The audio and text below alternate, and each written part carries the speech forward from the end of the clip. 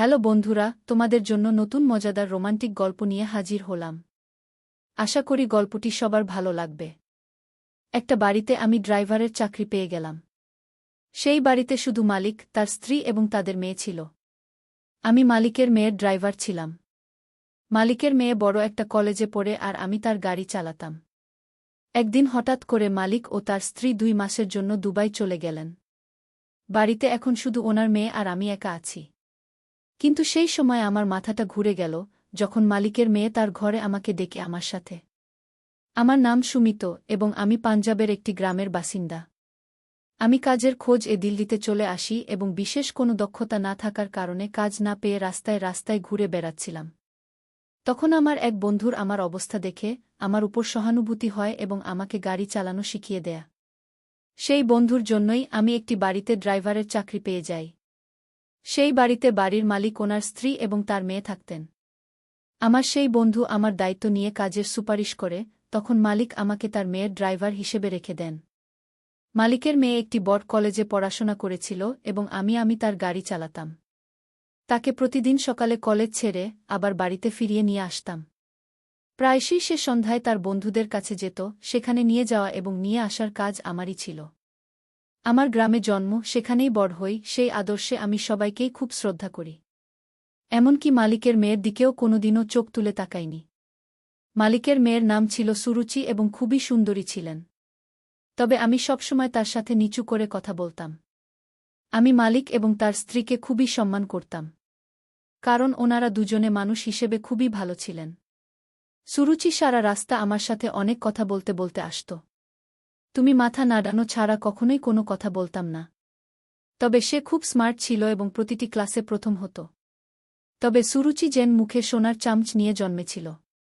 সে যা বলত মালিক তৎক্ষণাৎ তার কথা মেনে নিত। সুরুচি নতুন গাড়িটি অর্ডার করেছিল, তাই মালিক তৎক্ষণাৎ একটি নতুন গাড়ি তাকে কিনে দেয়। সুরুচি আমাকে বলে, দেখো, তোমার জন্য একটা নতুন গাড়ি নিয়েছি। সেটা শুনে আমি হাসলাম। সে সবসময় আমার সাথে কথা বলত আর হাসি মজা ইয়ার্কি ঠাট্টার চেষ্টা করত। তবে আমি সবসময় আমার নিজের সীমানাতে থাকতাম। যখনই সুরুচি বাজারে যেত, অবশ্যই আমার জন্য কিছু নিয়ে আসত। সে জানত যে আমার বোন বিয়ে আছে সামনে। সে আমার বোনের জন্যও কিছু জিনিস কিনত আর বলত, গ্রামে পাঠিয়ে দাও বিয়ের জন্য। আমি তার অভ্যাস এবং আচরণ সম্পর্কে খুব ভালো করে জানতাম। তবে আমি যা জানতাম না তা হল এই সুরুচি একদিন আমার চরিত্রের দিকে আঙুল তুলবে। অনেক ছোট বয়সেই সুরুচির বিয়ে ঠিক হয়ে ছেলের সাথে আশীর্বাদ হয়ে গেছিল। সুরুচি প্রায়শই গাড়িতে ফোনে তার বন্ধুদের সাথে কথা বলত, যার মধ্যে তার হবু স্বামীর নামটিও কোথাও না কোথাও ছিল। তবে আমি কখনই তাদের কথা শোনার চেষ্টা করিনি, বরং আমি নিজের খেয়ালে এদিক ওদিক তাকাতাম আর গাড়ি চালাতাম। শীতকাল সবে শুরু হয়। তখনই মালিক এবং তার স্ত্রীকে হঠাৎ বিদেশে যেতে হয়, কারণ দুবাইতে মালিকের বড় ভাই থাকতেন। তার শারীরিক অবস্থা খুব খারাপের দিকে ছিল এবং তিনি শেষ মুহূর্তে তার ভাইকে তার সাথে তার পাশে দেখতে চেয়েছিলেন।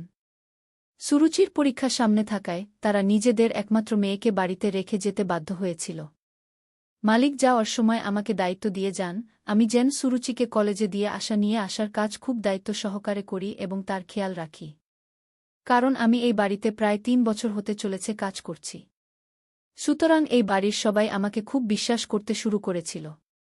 মালিক খুব ভালো করে জানতেন যে আমি তার মেয়ের দিকে চোখ তুলে তাকাইও না। মালিক ও তার স্ত্রী 2 মাসের জন্য দুবাইতে চলে গেলেন এবং আমি সমস্ত আন্তরিকতার সাথে আমার দায়িত্ব পালন করতে শুরু করি। কিছুদিন পরে আমার ছোট বোনের বিয়ে ছিল এবং সেই কারণেই আমার ভীষণ অর্থের প্রয়োজন ছিল। আমি সুরুচিকে কলেজে ছেড়ে কাছাকাছি একটি মেকানিকের দোকানে যেতাম এবং সেখানে বসে কাজ শিখতাম, যাতে আমি এই কাজটি অবসর সময়েও করতে পারি। রোজ 8টায় মালিকের বাড়ি থেকে ছুটি হয়ে যেত, তাই আমি চাইতাম পরের সময়টুকু যাতে আমি দোকানে বসে কাজ করতে পারি, যাতে তাড়াতাড়ি কিছু টাকা সঞ্চয় করে বোনের বিয়ের জন্য গ্রামে পাঠাতে পারি। যতদিন মালিক উপস্থিত ছিলেন না, আমার তাড়াতাড়ি কাজ শেষ হয়ে যেত ছুটি, কারণ সুরুচি বেশিরভাগ সময় বাড়িতেই থাকত। এমনভাবে দেখতে দেখতে মাস কেটে গেল এবং মালিকের বড় ভাই মারা গেলেন। সেই রাতে সুরুচি আমাকে একটা কল করে আর বলে যে তার শরীর ঠিক নেই, আমি যেন তাদের বাড়ি এখনই যাই। হয়তো তাদের ডাক্তারের কাছে যেতে হতে পারে। আমি ওর কথা শুনে চিন্তায় পড়ে গেলাম, এত রাতে আমার বাড়ির ভিতরে যাওয়াটা ঠিক হবে কিনা ভেবে। তবে অসুস্থতার সময় আমি সুরুচিকে একা ছেড়ে দিতে পারি না। সে তার জেঠুর মৃত্যুর খবরে ভীষণভাবে দুঃখে মর্মাহত ছিল। আমি সারা রাত ওর সাথে থেকে ওর দেখাশোনা করি। সকালের দিকে ওর শরীর কিছুটা ঠিক আছে বলে অনুভব করে, তারপর আমি আমার কোয়ার্টারে ফিরে আসলাম। সময় দ্রুত গতিতে কেটে যাচ্ছে, কিন্তু সুরুচি স্বাস্থ্য সেদিন থেকেই আর সেইভাবে ঠিক হচ্ছে না। ও তারপর থেকে কেমন যেন ভীষণ উদাসীনভাবে জীবনযাপন শুরু করেছিলেন। আমি ভেবেছিলাম মা বাবার থেকে এতদিন ধরে দূরে থাকায় ওর মন ভীষণ ভারাক্রান্ত হয়ে উঠেছে। তবে আমি কি জানতাম সত্যি ব্যাপারটা কি ছিল? মালিক 1 মাস তার দাদার ছেলে মেয়েদের সাথে থাকে এবং পুরো 2 মাস পরে তারা দুজনেই বাড়ি ফিরে আসেন। আমি তাদের দেখে খুব খুশি হয়েছিলাম। কিন্তু ঠিক সেই সময় যেন আমার পায়ের তলা থেকে মাটি সরে গেল। মালিক যখন পাশে পড়ে থাকা লাঠিটা তুলে আমাকে বাজেভাবে মারতে শুরু করলেন আর ভীষণ খারাপ ভাষায় গালিগালাজ করেন। আমি বুঝে উঠতে পারছিলাম না যে আমি কি এমন ভুল করেছি যে মালিকরা এত রেগে আছেন। তিনি আমার কথা শুনতে বিন্দুমাত্র রাজি ছিলেন না। তারপর যখন পুরো ব্যাপারটা জানতে পারি, আমি হতভম্ব হয়ে যাই। সুরুচি আমাকে এই অপবাদ দিয়েছিল যে আমি তার সাথে জোর করে তার সম্মানহানি করেছি, আর সেই কারণে এখন সে যা হতে চলেছে। আর এই কথাটা সে ভয় তার মা বাবাকে ফোন করে বলেনি, যাতে আমি অন্য কোনোভাবে তার আর ক্ষতি না করি। আমি আশ্চর্যজনকভাবে সুরুচিকে দেখেছি সে কিভাবে একটার পর একটা মিথ্যা কথা বলে যাচ্ছে। আমি তো সুরুচিকে খুব সিধে সাদা মনে করেছিলাম, কিন্তু সে তো আমারই চরিত্রের দিকে আঙ্গুল তুলেছিল। মালিকরা আমার কোনো কথা শুনতেই রাজি ছিলেন না, আর সুরুচিও তার মিথ্যা নিতে রাজি ছিল না। সে বলছিল যেদিন তার জেঠু মারা যায় সেদিন ওর শরীর ঠিক ছিল না, তাই সে আমাকে তার ঘরে ডেকেছিল। সুরুচি অনুভব করেছিল যে সম্ভবত তার একজন ডাক্তারের কাছে যাওয়ার দরকার ছিল। তবে হাসপাতালে নেওয়ার পরিবর্তে আমি তাদের সাথে ভুল কাজ করছিলাম। মালিক পুলিশকে ফোন করে আমাকে জেলে পাঠানোর সিদ্ধান্ত নিয়েছিলেন। তবে সুরুচি ওনাকে আটকে দেয়। সুরুচি তার বাবাকে বলে যে এর মাঝে পুলিশের খবরদারিতে তার সম্মান নষ্ট হবে। সুরচির বাবা আমাকে কাজ থেকে বরখাস্ত করেছিলেন। এই জন্য আমি ভীষণভাবে ভেঙে পড়েছিলাম। সেই সময় আমার কাছে কোনো কাজ ছিল না, তোমার এত তাড়াতাড়ি অন্য কোনো কাজ ও খুঁজে পাওয়া খুব মুশকিল ছিল। তার মধ্যে আমার বোনের বিয়েও সামনে এসে গেছিল। আমি মালিকের দেওয়া কোয়ার্টারেই থাকতাম, আর এখন আমার মাথা গোজার মতো কোনো ঠাঁই ছিল না। সুতরাং আমি আবার মালিকের বাড়িতে আসতে বাধ্য হয়েছিলাম এবং তাকে আমার নির্দোষতা সম্পর্কে বোঝাতে চেয়েছিলাম। তবে মালিক আমার সামনে এমন একটি শর্ত রেখেছিলেন যে আমি হতবাক হয়ে যাই। মালিক আমাকে বলেছিলেন যে আমায় কয়েক মাসের জন্য সুরুচিকে বিয়ে করতে হবে। যখন সন্তানটির জন্ম হয়ে যাবে তারপর তুমি ওকে বাড়িতে রেখে চলে যেও। আমরা বাচ্চাটিকে নষ্ট করার অনেক চেষ্টা করেছি, তবে সমস্ত চিকিৎসকই বলেছেন এটি করলে সুরুচির মৃত্যু পর্যন্ত হতে পারে এবং আমি আমার একমাত্র মেয়েকে হারাতে চাই না। সুরুচির হবু স্বামী ও তাকে ছেড়ে চলে গেছে এবং সমাজে আমাদের আরও বদনাম হওয়ার আগে সুরুচিকে তোমার সাথে বিয়ে দেব, আর তুমি ওকে তোমার সাথে তোমাদের গ্রামে নিয়ে যেও। বাচ্চাটির জন্ম দেওয়ার পরে আমরা সুরুচিকে ফিরিয়ে নিয়ে আসব। আমি জানতাম যে এই শিশুটি আমার নয় এবং সুরুচি মিথ্যা বলছে। তবে তা সত্ত্বেও আমি রাজি হয়ে গেছিলাম, কারণ আমার বোনের বিয়ের জন্য আমার অর্থের দরকার ছিল। কেবল মালিকরা আমাকে এত টাকা দিতে পারেন। সে কারণেই আমি সুরুচিকে বিয়ে করতে রাজি হয়েছি, তারপর ওর সাথে বিয়ে করে ওকে গ্রামে নিয়ে আসি। সুরুচি খুব চুপচাপ ছিল। আমিও ওর সাথে সারা রাস্তা কোনো কথা বলিনি। গ্রামে আমার মা এবং পরিবারের অন্য সব সদস্যরা সুরুচি দেখে অবাক হয়ে গেছিল। যখন আমি আমার মাকে বললাম আমি বিয়ে করেছি, আমার মাও অবাক হয়ে বলল, এত বড় কথা তুই আমাকে আগে বলিসনি। তোর বিয়ে দেওয়া নিয়ে আমি কত স্বপ্ন দেখেছিলাম। যদিও বা তারপর আমার মা সুরুচি দেখে খুশি হয়ে গেছিল। সুরুচি ভীষণ সুন্দর ছিল। এইরকম সুন্দরী ও যুবতী পুত্রবধূ দেখে আমার মায়ের সমস্ত অভিযোগ মিটে যায় এবং সে সুরচিকে আমার ঘরে নিয়ে যায় আর গ্রামের মহিলাদের মতো ওকে সজ্জিত করে। আমি বোনের বিয়ের সাজ সরঞ্জাম শুরু করি এবং আমি যখন রাতে ঘরে আসি দেখি সুরুচি নতুন কনের সাজে আমার বিছানার এক কোণায় বসে আছে। আমি তাকে দেখতে থাকি। সে যেন স্বর্গের অপ্সরার মতন দেখতে লাগছিল। প্রথম দেখাতেই যেন আমি আমার স্ত্রীর প্রতি মন হারিয়ে ফেলেছিলাম। কিন্তু আমি কিভাবে ভুলে যেতে পারি যে আমার স্ত্রী কিভাবে আমার চরিত্রে কালি মাখিয়েছিল। আমি যখন তার কাছে গিয়ে বিছানায় বসেছিলাম তখন সে ভয়ে কঁপিতে শুরু করে। ও খুব ভালো করে জানত কিভাবে আমাদের বিয়েটা হয়েছিল। আমি ওকে কিছু বলতাম তার আগেই সুরুচি কাঁদতে কাঁদতে আমার পায়ের কাছে এসে বসে পড়ে। ওর চোখের জল যেন আমার মনকে বিচ্ছিন্ন করে দিয়েছিল। কারণ আমি ওকে সব সময় হাসি খুশি ও মিশুকে দেখে এসেছি। সুরুচি কাঁদতে কাঁদতে বলতে লাগল, ও আমার চরিত্রে যে দাগ লাগিয়েছে তার জন্য খুবই লজ্জিত, আর ও নিজের ভুলও খুব ভালো করে বুঝতে পেরেছে। কিন্তু এই সব ও আমাকে বদনাম করার জন্য করেনি, বরং ভীষণভাবে বাধ্য হয়ে করেছে। আমি রাগ আর বিরক্তির সাথে ওর দিকে তাকাই আর বলি, তুমি যতই বাধ্য হয়ে করে থাকো না কেন, তোমার এই মিথ্যে কথাতে আমার মান সম্মান আর এক বিন্দু রইল না। তুমি দোষ করেও বেমালুম ঘুরে বেড়াচ্ছ, আর আমি কিছু না করেও আমার মালিকের চোখে ছোট হয়ে গেলাম। তোমার এই সব মিথ্যেচারের জন্য আমি চেয়েও কোনোদিনও তোমাকে ক্ষমা করতে পারব না। কিন্তু আমি এতটাও নীচ নই যে আমার বাড়িতে আসা কোনো মহিলার সাথে আমি কোনো রকম অসভ্যতা করব। তাই তুমি এই ঘরে নির্দ্বিধায় থাকো, তোমার কোনো জিনিসের কোনো রকম অসুবিধা হবে না।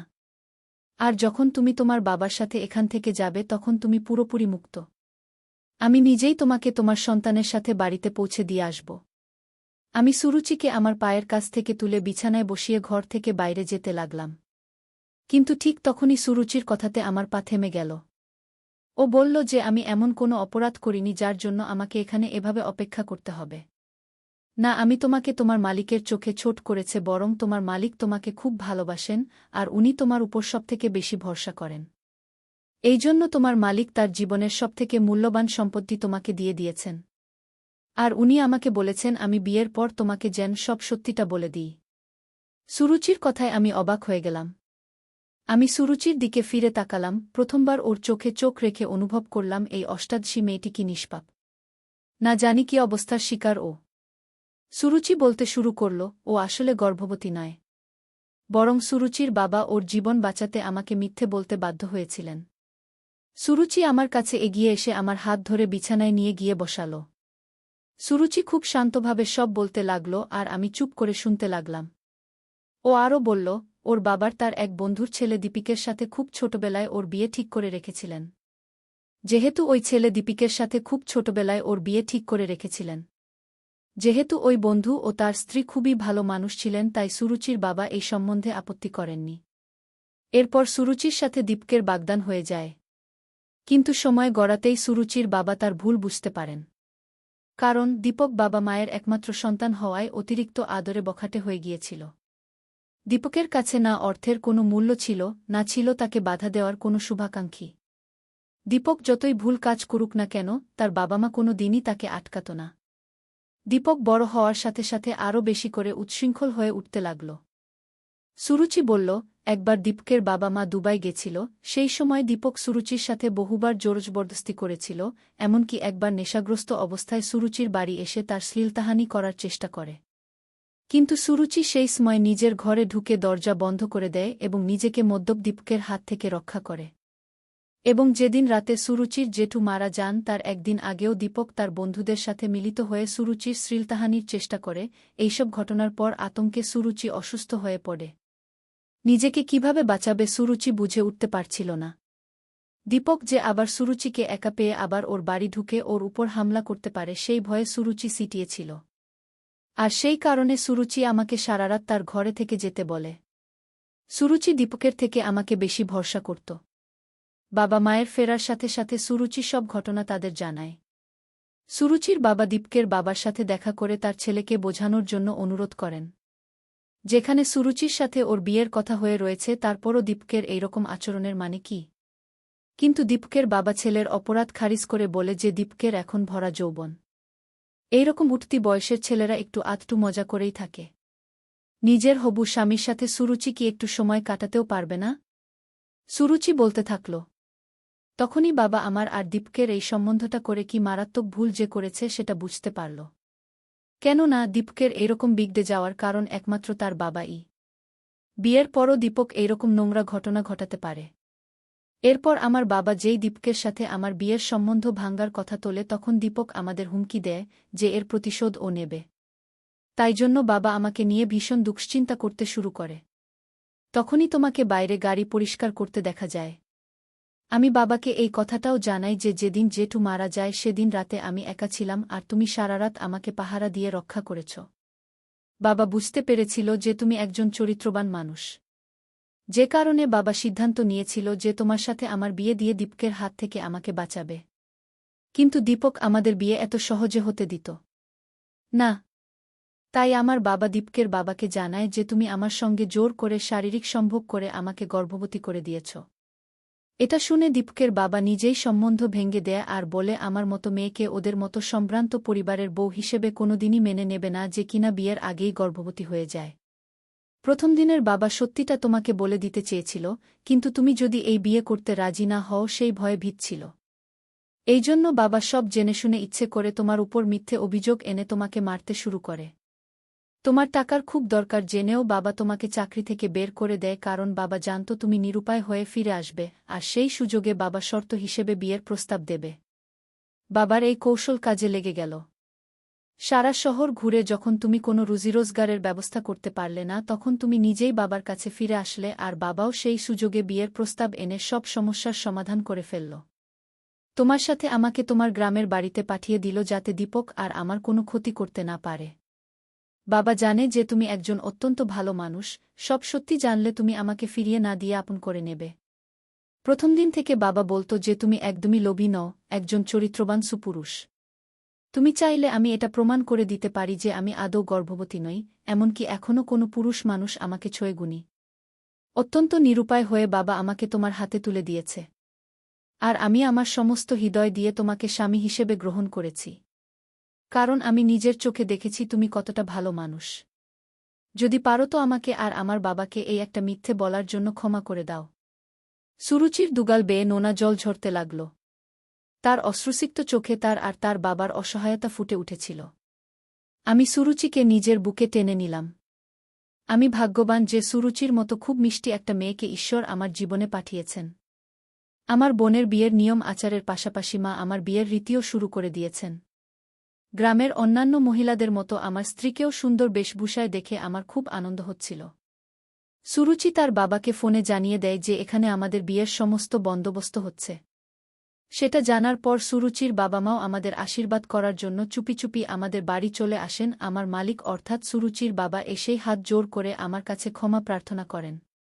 কিন্তু আমি তো আগে থেকেই ওনাকে ক্ষমা করে দিয়েছি। নিজেই একটা বোনের ভাই, তাই আমি খুব ভালো করে বুঝি যে কোনো বাবা অথবা ভাইরা নিজের বাড়ির মেয়েদের এমন কারোর হাতে তুলে দেবে না যে দুশ্চরিত্র ও উচ্ছৃঙ্খল। এটা আমি খুব ভালো করে বুঝতে পেরে গেছিলাম যে শিশু বয়সে কোনোদিন কারোর বিয়ের সম্বন্ধ করে রাখা উচিত নয়। কেননা বড় হয়ে কে কী পথ বেছে নেবে তা কেউ বলতে পারে না। আমাদের মেয়ে বোন এতটাই সন্তান নয় যে কোনো দুশ্চরিত লোকের হাতে তাদের তুলে দেওয়া যায়। হতেও পারে সে বড় হয়ে অন্য কাউকে ভালোবেসে ফেলল, যা আমাদের ধারণার বাইরে। এটি ছিল আজকের গল্প। আশা করি সবার ভালো লেগেছে। তো সবাই চ্যানেলটিকে একটি সাবস্ক্রাইব করে দিয়েন। ধন্যবাদ।